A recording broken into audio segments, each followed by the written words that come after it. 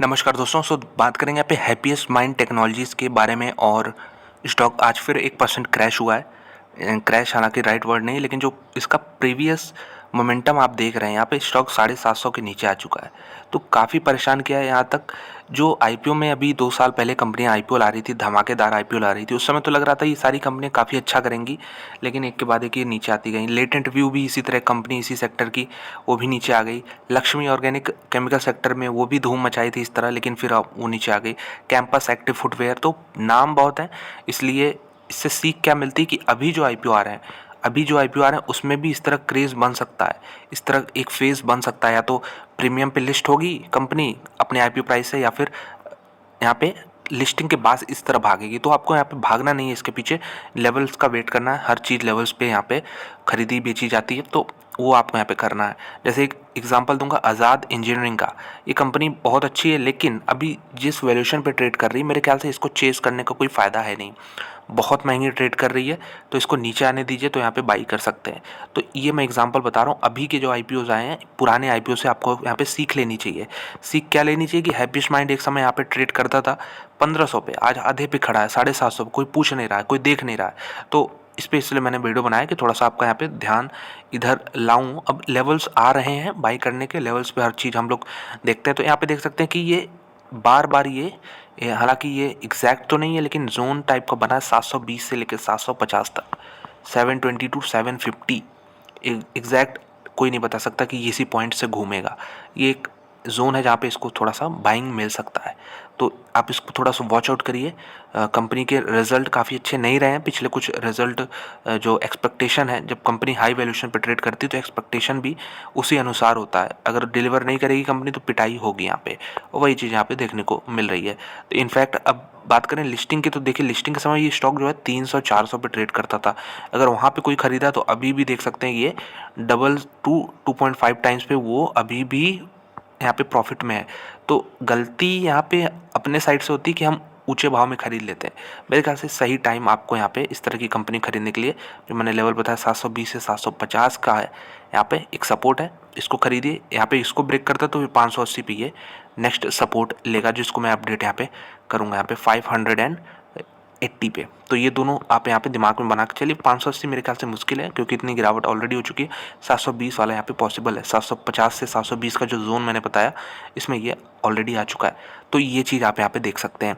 एक बार देखते हैं ब्रोकर लोग इस पर क्या टारगेट रखते हैं हैप्पीएस्ट माइंड में, क्योंकि ऑलमोस्ट इसको कोई ध्यान नहीं दे रहा है। तो लेकिन 6 लोग इसको कवर कर रहे हैं, और जो उनका एवरेज प्राइस निकल के आ रहा है वो 927 रुपये बन के आ रहा है, 927। और जो यहाँ से करंट तेज़ी बन रही है वो 24-25% की तेज़ी बन सकती है इन 6 ब्रोकर की, अगर अनुमान देखा जाए तो। और देखिए मैक्सिमम टारगेट निकल के आ रहा है वो बहुत ज़्यादा नहीं है, 1040 है।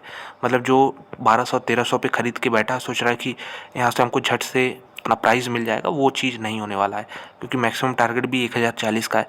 मिनिमम इनफैक्ट कह सकते हैं कि जो अभी करंट भाव है उससे कहीं ऊपर है। तो एक थोड़ा सा सेफ बेट ये बताता है कि 838 रुपये पे यहाँ पे सेफ है। यहाँ पे एक और एग्जांपल दिमाग में आता है, एक इंफ्रास्ट्रक्चर की कंपनी, एक यहाँ पे केमिकल सेक्टर की कंपनी क्लीन साइंस और जीआर इंफ्रा, ये दोनों कंपनियाँ भी अच्छे धमाकेदार लिस्टिंग के साथ यहाँ पे इन लिस्टिंग गेंस के साथ लिस्ट हुई थी, लेकिन फिर अब नीचे आ गई। क्लीन साइंस भी नीचे, जीआर इंफ्रा भी नीचे, ऊपर वाले लेवल से। इनफैक्ट आईपीओ प्राइस है तो अभी भी ऊपर है। तो आपको ये चीज़ यहाँ पे टाइमिंग बहुत मैटर करता है। अगर आप किसी महंगी कंपनी को खरीद रहे हैं आप महंगे वैल्यूएशन पे, तो फिर आपको जो टाइम पीरियड है ना, कम से कम 2-3 साल तो ऐसे भी निकल सकते हैं जहाँ पे आपको कोई रिटर्न ना मिले, इनफैक्ट 30-40% के नेगेटिव रिटर्न्स मिले। तो आप उसमें फ्रस्ट्रेट हो जाएंगे, कहेंगे कि मैंने क्या खरीद लिया, पैसा मेरा ब्लॉक हुआ इधर। तो वैल्यूएशन थोड़ा सा ध्यान देना है। जितना महंगा आप वैल्यूएशन पे कोई कंपनी खरीदेंगे, उतना ज़्यादा चांस रहता है कि आपको उतना ही टाइम पीरियड इसको देना पड़ेगा रिटर्न कमाने के लिए।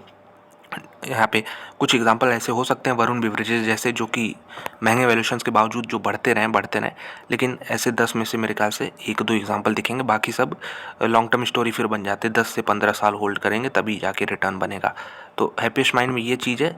और ईपीएस भी एस्टिमेट में आपको दिखा दूँ, एनुअल जो 2025 का है वो 25 रुपये का निकल के आ रहा है। तो 25 में अगर आप 30 का ईपीएस देते तो देखिए 750 का प्राइस आता है। तो ये चीज़ देखिए, आप यहाँ पे 50 देंगे तो 1250 का आएगा यहाँ पे। तो बहुत ज़्यादा आपको यहाँ पे ग्रोथ भी नहीं देखने को मिल रही है। 750 से 1250 और मैंने पी रेशियो का क्या रेंज डाला, 30 से 50 डाला है। तो कितना कोई महंगा देगा, 60 देगा तो यहाँ पे आपको और भी मिल जाएगा 1500 का भाव। तो ये चीज़ है, थोड़ा सा ध्यान देके हैप्पीस्ट माइंड में काम करना है अभी। तो देखिए इतनी गिरावट हो चुकी है और जो मार्केट कैप है कंपनी का वो गिर के आ चुका है 11,335 करोड़। स्टॉक का पी देख सकते 47 पे है। एक समय काफ़ी महंगा हुआ करता था ये। रिटर्न रेशियोज़ कंपनी का अभी भी वेल मेंटेन्ड है, 27-28% है रिटर्न रेशियोज़। और यहाँ पे जो डिविडेंड देती कंपनी 1% के आसपास का डिविडेंड भी मेंटेन कर रही है। प्राइस टू बुक वैल्यू अगर आप देखेंगे यहाँ पे तो 8 गुना लगेगा। आईटी कंपनी के हिसाब से आपको देखना होगा ये, ऐसा नहीं देखेंगे कि बैंक के हिसाब से देखेंगे प्राइस टू बुक वैल्यू 8 गुना तो बहुत ज़्यादा होगा, नहीं 8 गुना ज़्यादा नहीं है अगर आप कंपनी आईटी सेक्टर की कंपनी से कंपैरिजन करेंगे तो। हाँ, पी रेशो जो है जो ज़रूर घटा है यहाँ पे ऊपर से, क्योंकि यहाँ पे कंपनी ने डिलीवर नहीं किया। कंपनी की जो प्रॉफिट यहाँ पे ग्रोथ रहा है पिछले मेरे ख्याल से 1.5-2 सालों में, वो काफ़ी सही नहीं रहा है। इनफैक्ट 5 सालों का डेटा देखेंगे तो कहेंगे बहुत तगड़ी कंपनी, क्योंकि बहुत पुरानी कंपनी है भी नहीं, ये बहुत पुरानी कंपनी नहीं है। तो जीरो से स्टार्ट करके जब कंपनी ऑलरेडी यहाँ पे इधर लिस्ट हुई है तो अब थोड़ा सा इस तरह सीन चल रहा है, ठीक है। तो इस यहाँ पे ऑपरेटिंग प्रॉफिट मार्जिन 20-21% है। और एक बार मैं आपको इसके यहाँ पे पी रेशो दिखाता हूँ, थोड़ा सा पी रेशो दिखाऊंगा, वो भी जब से इसकी पूरी लिस्टिंग हुई है। तो आप देखें एक समय इसका पी रेशो जो था 137-140 के आसपास था, और लिस्टिंग किधर हुई थी, लिस्टिंग हुई थी पी रेशो 18 पे। तो खुद सोचिए आज जो वहाँ पे लिस्टिंग हुई थी वहाँ से भी यहाँ पे पी रेशो जो है डबल ट्रिपल पे खड़ा है यहाँ पे। तो ये चीज़ आपको समझनी होगी कि 140-137 पे पी रेशो था कंपनी का, तो नहीं बाई करना था। अभी देखिए 48 पे, देखिए बहुत सस्ता नहीं हुआ लेकिन हाँ 130 से सस्ता हो गया है। तो यहाँ रिस्क कम हो जाएगा, ये चीज़ आप कह सकते हैं, रिस्क कम हो जाएगा।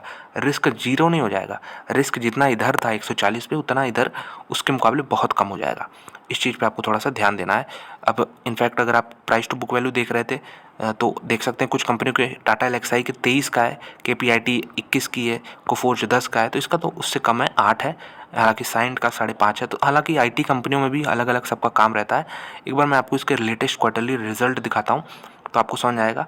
लेटेस्ट क्या, मैं आपको कुछ ट्रेंड दिखाता हूँ जब से यहाँ पे पिछले 1.5 साल का दिखा देता हूँ। चलिए 301 करोड़ से बढ़ के देखिए 410 करोड़ हुआ है यहाँ पे सेल्स।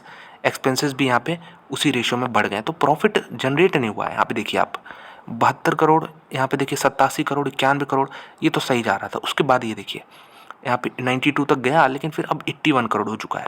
तो वही मैं बता रहा हूँ, पिछला 1.5-2 साल कंपनी के लिए बहुत अच्छा नहीं गया है।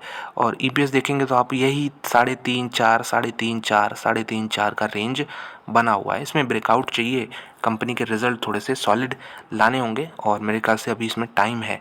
और जो मैं बता रहा था कंपनी बहुत पुरानी नहीं है, देख सकते हैं यहाँ पे कैसे सेल्स कंपनी का बढ़ा है, लेकिन अब थोड़ा सा फ्लैट हो रहा है ऊपर।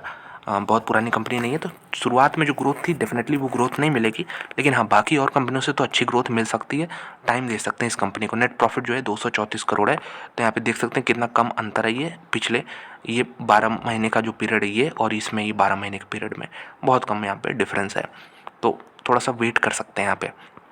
इनफैक्ट अगर हम प्रमोटर होल्डिंग देखें तो प्रमोटर होल्डिंग धीरे धीरे घट रही है, 50% आई है, 53 से आई है, बहुत ज़्यादा नहीं, 3% कम हुआ है। और ये भी देखना होगा 3% गया किधर है। FIIs एग्जिट लिए 6 से 5% हो गए, DIs जो है 1.5 से 2.5% हो गए। पब्लिक थोड़ा सा यहाँ पे इंक्रीज़ कर रही है स्टेक, देखते हैं कितना यहाँ पे आगे चल के बढ़ती। पब्लिक यहाँ पे 40% है। इनफैक्ट जो नंबर ऑफ़ शेयर होल्डर्स हैं ये काफ़ी चौंकाने वाला है, यहाँ पे 7,36,000 लोग इसमें इन्वेस्टेड हैं। तो ये काफ़ी बड़ा फिगर है। जहाँ भी इस तरह के बड़े फिगर रहते हैं थोड़ा सा वहाँ पे हमें ये चीज़ देखने को मिलता है कि स्टॉक जो है रुक सा जाता है, मतलब तेज़ी तो नहीं देखने को मिलती, गिरावट होती है या फिर कंसोलिडेट होता है। देखते हैं कब तक इन लोग का पेशेंस टेस्ट होता है, और जैसे ही ये लोग एग्जिट करके यहाँ पे कम होगा थोड़ा सा फिगर, ये स्टॉक देखिए चलना शुरू हो जाएगा। ये मैंने बहुत सारे केसेस में यहाँ पे देखा है ऑलरेडी, तो मैं यहाँ पे बता रहा हूँ कि इनफैक्ट अगर आप इससे बचना चाहते हैं तो फिर इसको लॉन्ग होल्डिंग में डालें और थोड़ा सा यहाँ पे टाइम बढ़ा दें अपना, तब जाके पैसा बनेगा हैप्पीएस्ट माइंड्स में।